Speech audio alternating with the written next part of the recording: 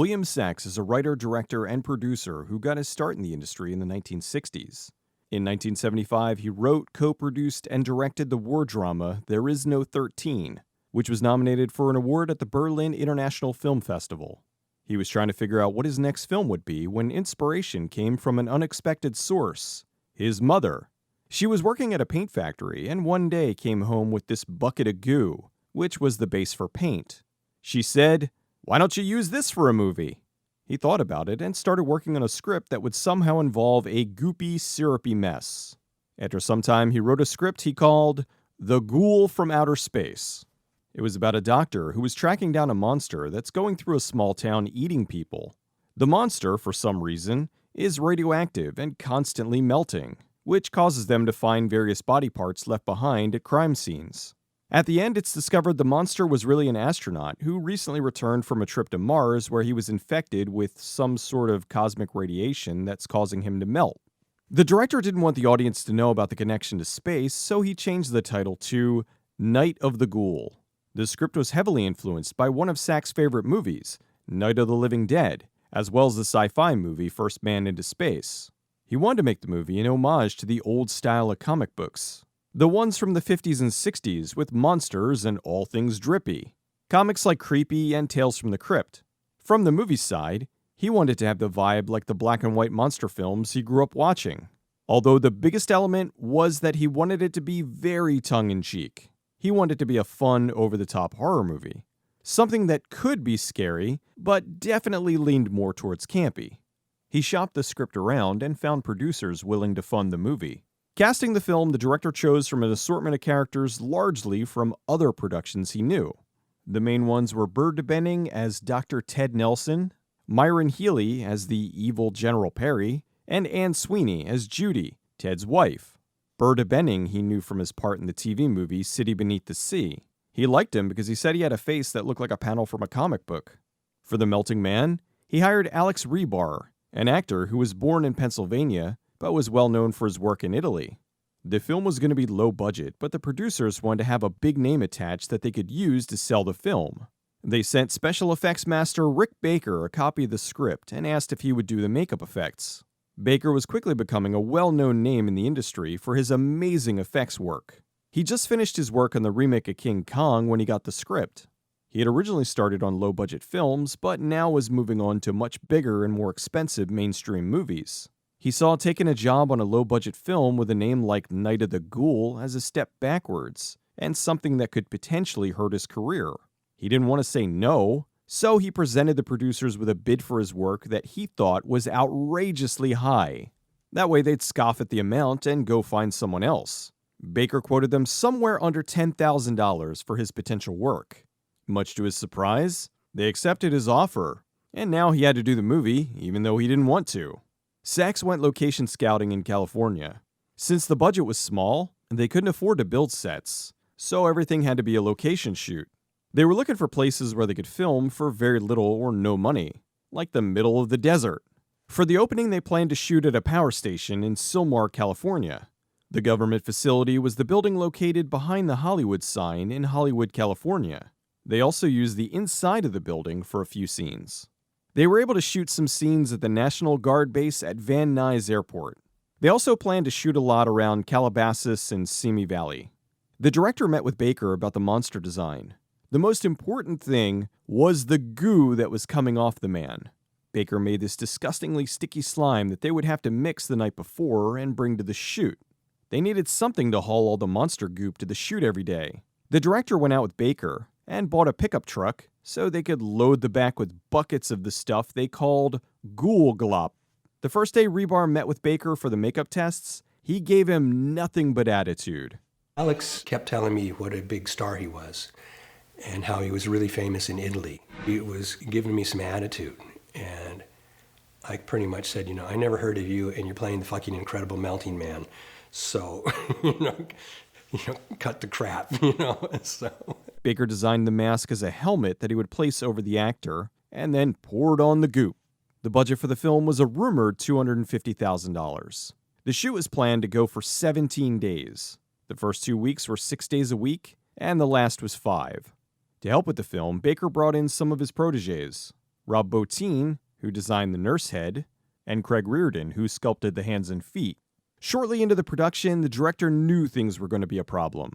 The producers saw the dailies and said, "What is this? You need to make the movie more scary." They were making suggestions that had the director questioning if they even read the script before they agreed to produce. Sachs was making a campy sci-fi horror film, and they wanted a dead serious horror film. Tonally, there was no way to meet in the middle without losing the audience. The producers didn't care, and as such, it made an already stressful shoot even more stressful. The problems didn't stop there. The cinematographer was Willie Courant, and apparently, he wasn't happy about being on the production. He frequently expressed his dislike of Americans, and would often shoot scenes out of focus, only to try to blame it on the actors for missing their marks. He was famous for his work in France, and felt like he was slumming it here. He was so upset about the movie, he used the pseudonym Willie Curtis. The scene where Steve arrives at the cemetery was one of the few scenes where the director got the look he was going for. The shots look like they're ripped right out of a comic. The director had the actors exaggerate as they delivered their lines, so there were moments like this. I don't know how to handle these things. I am a doctor.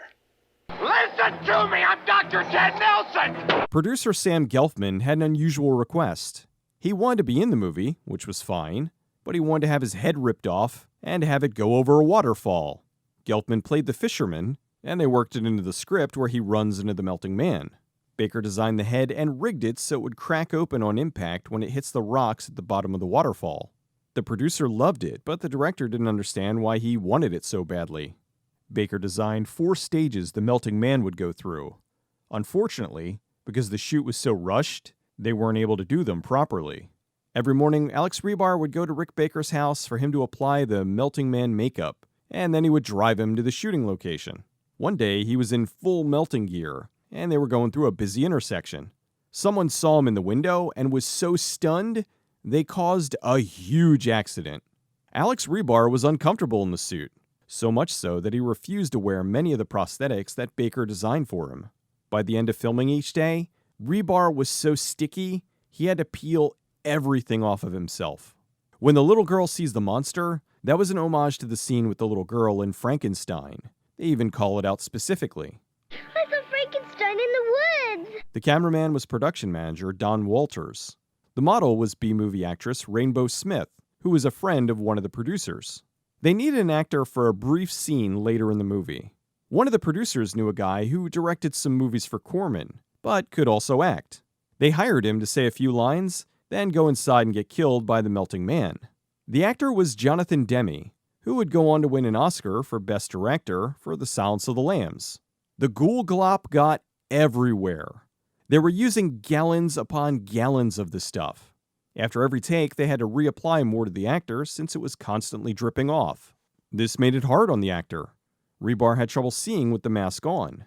At one point towards the end, he was walking along, and the glop was making it so hard to see, he tripped over this curb. Towards the end, they were running out of time, so they started shooting first and second units simultaneously. They had Alex playing the melting man, and one of the stuntmen also made up in melting gear for the more complicated scenes. They were filming in different sections in the power plant in North Hollywood. This made things even more complicated for Baker since he had to make up 2 melting men. When Ted Nelson gets shot, the actor grabs his face. This was a genuine reaction because the squib misfired and burned his face. It didn't cause any permanent damage, it just hurt. Filming wrapped on schedule. The director was so exhausted he went home and slept for over 24 hours. Now with the film finished, post-production ended up being another set of problems. The editor the producers hired wasn't cutting the film the way the director wanted. He was wasting money, messing with various optical effects, and really destroying the film. The editor was going crazy. He changed some of the film to black and white, and other parts he made look like a silent movie.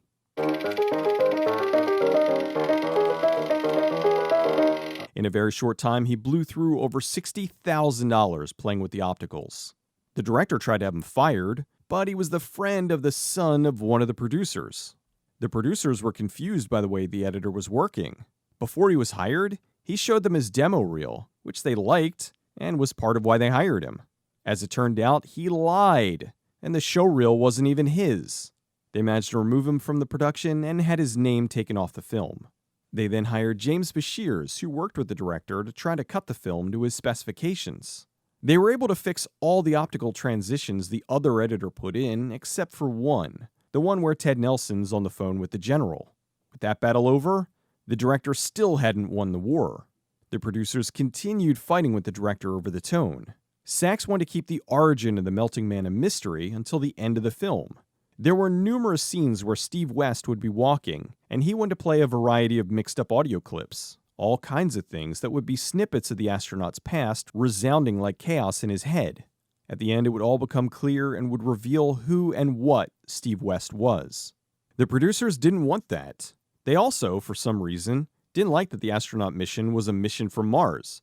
They changed it to Saturn, and brought the actor back to shoot some scenes for a new intro. This wasn't what the director wanted, so he refused to be a part of it. They hired a new director to shoot the new intro. Originally, the film was going to open with the nurse running down the hallway and through the door. This was supposed to be in full speed, not slow-mo like the version the producers made. Now the film begins with astronauts orbiting Saturn and viewing solar flares through its rings. They couldn't afford to design any new special effects, so they bought some stock footage of solar flares. Unfortunately, the stock footage was on different film stock, and it's a drastic shift in quality between the film and the footage. They also brought Baker back to make up rebar for a scene where he wakes up in the hospital after the accident. To help with the new scenes, Baker brought in another one of his protégés, Greg Canham. His melting appearance freaks out the nurse, who drops some blood and runs away. The director was mad because on top of this not being how he wanted the film to open, it now created a continuity error. The nurse spills blood all over her shoes, but then when she's running down the hall, they're clean and white. The way the movie was supposed to play out was that much later in the film, Steve sees himself reflected in a pool of water. This was supposed to be the first time he sees what he's become, but with all the changes, he now sees himself in the mirror 5 minutes into the movie. The director was so mad at all the changes, he almost had his name removed from the film and changed to Alan Smithy.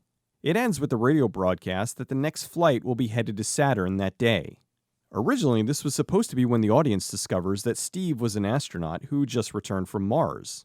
Producer Max Rosenberg changed the name of the film to The Incredible Melting Man, which the director liked. It didn't spoil the film, and it fell within the obvious camp factor he was going for. The movie was released on December 23rd, 1977. It didn't go over so well, even with Rick Baker's name all over it as a selling point, which is why the producers paid the outlandish fee he asked for. Rick Baker's creatures for The Exorcist, King Kong, and Star Wars are the height of motion picture magic and mystery. Now Baker has created the first new horror creature, the Incredible Melting Man. They thought his name would be enough to get people into the theater. The movie didn't even make it to home video until almost a decade later. One of the positive things from the movie was Rob Bottin later went on to work on the tremendously successful satire RoboCop. He took what he learned about the melting man and used that to melt Paul McCrane in a vat of toxic waste. The movie flew under most people's radar until February 24th, 1996, when it was riffed on the TV series Mystery Science Theater 3000. It became a fan favorite, and Steve has become affectionately known as Melty, although Trace Ballou and Mary Jo Pehl say it's the worst movie they've viewed for the series. I personally disagree, especially when Red Zone Cuba exists. After the film wrapped, Sachs took the chewed-up nurse's head and put it on the mantle over his fireplace. After a few years, he and his wife had kids, and she asked him to take the head down. He hid it in the closet, but when he discovered his son was bringing his friends over to see the head in the closet, he donated it to a friend who was making a horror-themed restaurant. He's not sure what happened to it after that. Many times over the years, the director was asked as to what the moral of the film was. He originally said, "What moral?" He then thought about it some more and came up with this. If you're melting, don't sit next to a garbage can. On a side note, Jim Bashirs, the second editor, moved on to be the head of post-production for DreamWorks. And of course, Baker, Rob Bottin, and Greg Canham all went on to be amazing award-winning special effects artists. The Incredible Melting Man is a movie I've always enjoyed. I originally saw it when I was very young on a show called Saturday Night Dead, which would air after Saturday Night Live in the Philadelphia market. The show was about Stella, the man-eater from Manayunk, and she would present these movies in the usual horror host style. Saturday nights, my dad would fall asleep in his lounge chair watching Saturday Night Live, and I'd sneak up on the floor next to him to watch Saturday Night Dead. That was how I saw a lot of these old movies. The movie scared me to death back then, but now I see it as what it was supposed to be. A silly, campy sci-fi film that's goofing on many of the old monster horror film cliches. It's enjoyable if you go in with that mindset. I also have a lot of respect for Baker, even more than I already did. Even though he really didn't want to do the film, once he got it, he didn't phone it in. The melting man effects are outstanding, and definitely the high points of the film. Imagine what he could have done if he actually had more time, and an actor that was willing to work with him.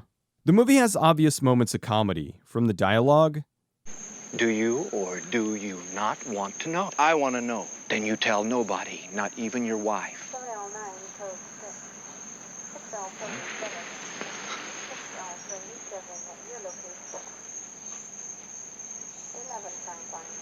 You know I'm not married, Ted. To them thinking the turkey leg is part of the melting man, to calling the monster Steve. Also the big one, having the hero just melt away to nothing, so that a janitor ends up sweeping him up and dumping him into the garbage. I did an episode goofing on the movie years ago, but I wanted to make this new one to talk more about the troubled production. Originally I was working on an episode for Galaxina, which was Bill Sachs' next movie, but I learned a lot about this movie in the process, which made me want to go back and revisit it. The Incredible Melting Man is nowhere near the worst Mystery Science Theater 3000 movie. It's enjoyably disgusting. It's another in a long line of films gutted by the producers who don't seem to get the movie they agreed to make. It's hard to say if the film would have been better if the director had been allowed to stick to his vision. However, when it comes to this sort of thing, 99% of the time, I side with the director. They're the ones putting their name on the line, and the vast majority of the time, when either the studio or producers force changes, the audience will almost always notice and complain about the changes. It's baffling to me that they didn't see this as a movie that wasn't serious. I'm with the director, and think they skimmed the script but didn't actually read it. How else do you explain them greenlighting a serious horror film where in the end the monster gets swept up and dumped into the garbage?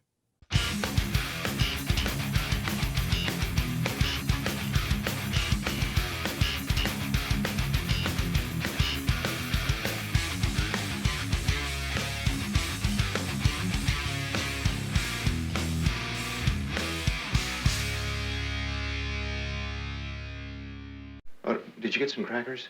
I told you yesterday that we needed some crackers. Oh, I forgot. I knew there was something. You know, there's a pad right by the phone, you know. You could write it down, too. Ted, what about Steve? So, we don't have any crackers?